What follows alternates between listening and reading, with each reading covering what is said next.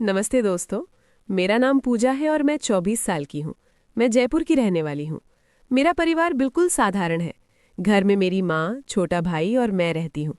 पिताजी का 3 साल पहले देहांत हो गया था, जिससे घर की सारी जिम्मेदारी माँ और मेरे कंधों पर आ गई थी। माँ एक छोटी सी क्लिनिक में नर्स का काम करती हैं। उनकी कमाई से किसी तरह घर का खर्चा चल रहा था।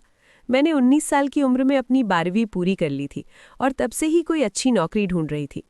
कई जगह इंटरव्यू दिए, लेकिन कहीं भी सफलता नहीं मिली। कभी तनख्वाह कम होती तो कभी काम के घंटे ज्यादा। मुझे लगने लगा था कि शायद किस्मत ही मेरा साथ नहीं दे रही है। एक शाम की बात है, मैं शहर के दूसरे छोर में एक इंटरव्यू देकर लौट रही थी। इंटरव्यू में फिर से नाकामयाबी मिली थी। दिल टूटा हुआ था। बस स्टॉप पर खड़ी थी। शाम के 6 बज रहे थे। आसमान में बादल छाए हुए थे और बारिश होने वाली थी। बसें आ तो रही थी, लेकिन इतनी भरी हुई थी कि चढ़ना नामुमकिन था। अचानक एक सफेद रंग की कार मेरे सामने रुकी। शीशा नीचे हुआ और अंदर से एक सज्जन व्यक्ति ने पूछा, कहाँ जाना है? काफी देर से खड़ी देख रहा हूं आपको।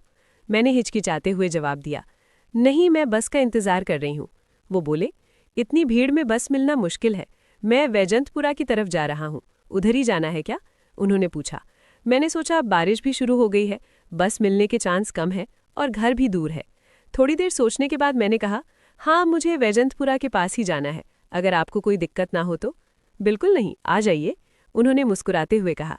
मैं पीछे की सीट पर बैठ गई। वे मुझसे बात करने लगे और बोले, आप क्या करती हैं?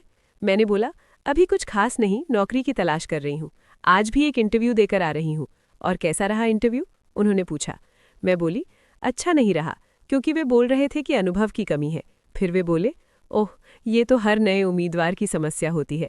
अनुभव कहाँ से लाएं जब कोई काम ही ना दे। रास्ते भर हम बातें करते रहे। मैंने उन्हें अपने परिवार के बारे में बताया, अपनी पढ़ाई के बारे में, और ये भी कि कैसे मुझे नौकरी की सख्त ज़रूरत है। उन्होंने ध्यान से सुना और मेरी बात समझी। जब मेरा घर आया, मैंने उन्हें रुकने के लिए कहा। उतरते समय मैंने धन्यवाद दिया। वे कुछ देर रुके और फिर अपनी जेब से एक कार्ड निकाला। ये मेरा बिजनेस कार्ड है। मैं राज शर्मा, एक आईटी कंपनी का मालिक हूँ। अगर आपको इंटरेस्ट हो तो कल सुबह मिलिए मेरे ऑफिस में। हमें एक फ्रंट डेस्क असिस्टेंट की ज़रूरत है। शायद हम आपकी मदद कर सके। उन्होंने मुस्कुराते हुए कहा। मैंने कार्ड लिया, एक बार फिर धन्यवाद दिया और अंदर चली गई। घर में माँ चिंतित थी कि मैं इतनी देर से क्यों आई। मैंने उन्हें सारा किस्सा सुनाया और वो कार्ड दिखाया। माँ थोड़ी चिंतित हुई। अजनबी पर भरोसा करना ठीक नहीं होता बेटा, वे बोली। रात को मैंने वो कार्ड फिर से देखा। Raj Sharma, CEO, innovative tech solutions, एक बड़ी कंपनी लग रही थी। मैंने इंटरनेट पर सर्च किया तो पता चला कि ये वाकई में एक अच्छी कंपनी है। मैंने तय किया कि अगले दिन जाकर देखूंगी, क्या पता किस्मत साथ दे जाए।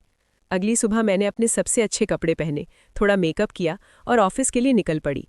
कार्ड पर जो पता था वहां पहुंची तो मैं हैरान रह गई। एक बहुत ही बड़ी और शानदार इमारत थी। मैंने रिसेप्शन पर जाकर राज सर से मिलने की बात कही और अपना नाम बताया।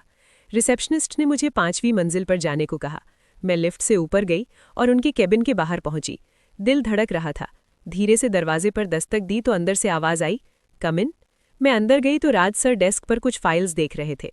मुझे देखकर वे मुस्कुराए। अरे पूजा, आ गई आप? बैठिए बैठिए। उन्होंने मुझे इशारा करके एक कुर्सी पर बैठने को कहा। मुझे थोड़ा अजीब लगा कि वे मेरा नाम याद रख पाए। फिर मैंने सोचा कि शायद रिसेप्शनिस्ट ने उन्हें बता दिया होगा। तो पूजा, आपने अपनी पढ़ाई के बारे में बताया था। क्या आप कंप्यूटर पर काम कर सकती हैं? बेसिक MS ऑफिस आता है? उन्होंने पूछा। मैं बोली, जी हाँ सर। फिर वे बोले, बहुत अच्छा। देखिए, मैं आपको डायरेक्ट नौकरी नहीं दे सकता, लेकिन एक महीने का इंटर्नशिप ऑफर कर सकता हूँ। आप सीखेंगी और अगर आपका काम अच्छा रहा तो हम आपको पक्की नौकरी दे देंगे।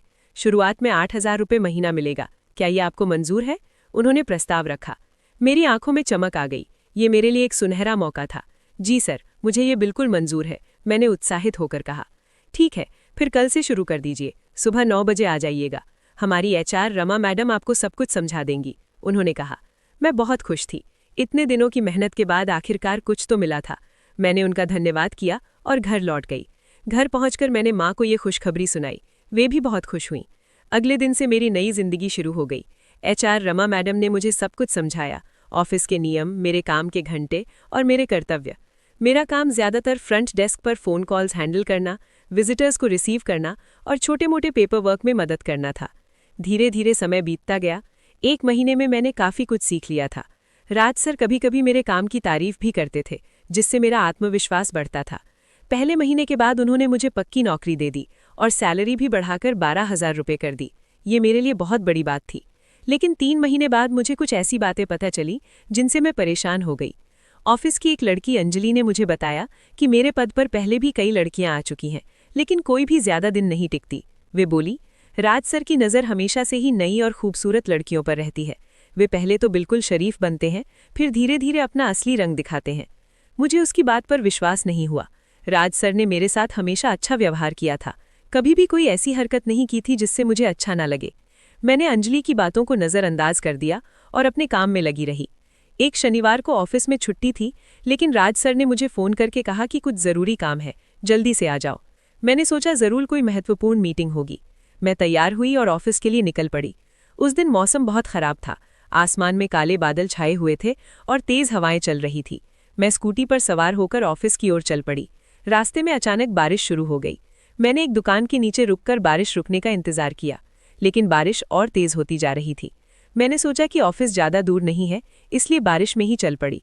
जब मैं ऑफिस पहुंची तो पूरी भीग चुकी थी। मेरे बाल, कपड़े सब गीले थे। मैं लिफ्ट से सीधे राज सर के केबिन में गई। राज सर अपने केबिन में थे। मुझे इस हालत में देखकर वे चिंतित हो गए। अरे पूजा, तुम तो पूरी भीग गई हो, ऐसे कैसे काम करोगी? तुम्हें बुखार हो जाएगा। मैं वहीं खड़ी थी, पानी टपकता हुआ। राज सर ने अपना कीबोर्ड साइड में रखा और अलमारी से एक तौलिया निकाला। ये लो, रेस्टरूम में जाकर सर सुखा लो। मैंने तौलिया लिया और रेस्टरूम में चली गई। मेरे कपड़े पूरी तरह भीगे हुए थे। मैंने अपने बाल सुखाए और थोड़ा ठीक किया, लेकिन कपड़े तो गीले ही थे। रेस्टरूम से निकली तो देखा ऑफिस में सिर्फ राज सर और मैं ही थे। सर बोले, अंदर जो गेस्ट रूम है वहाँ गर्म हवा वाला पंखा है, अगर चाहो तो वहाँ जाकर कपड़े थोड़े सुखा सकती हो। मैं गेस्ट रूम में गई, वहाँ एक गर्म हवा वाला हीटर था।